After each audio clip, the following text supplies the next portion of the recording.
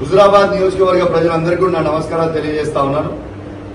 రేపు dumping yard కి వ్యతిరేకంగా రేపు పొద్దున నేను నిరాహార దీక్ష రేపు పొద్దున 7వ తారీఖున 10 గంటలకి నుంచి 8వ తారీఖు 10 గంటల వరకు రేపు నిరాహార దీక్ష చేస్తా ఉన్నాను.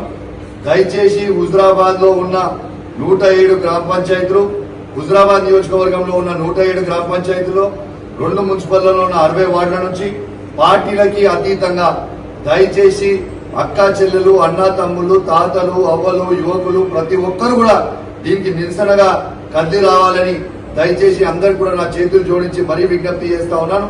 ఈ డంపింగ్ యార్డ్ వస్తే హుజురాబాద్ కి కరోనా వైరస్ కంటే కూడా ఈ డంపింగ్ యార్డ్ డేంజరస్ అని దయచేసి ప్రజలందరికీ కూడా నేను విజ్ఞప్తి చేస్తున్నా. దయచేసి ప్రతి ఒక్కరు కూడా ఇంట్లో నుంచి కదిలి రావాలి.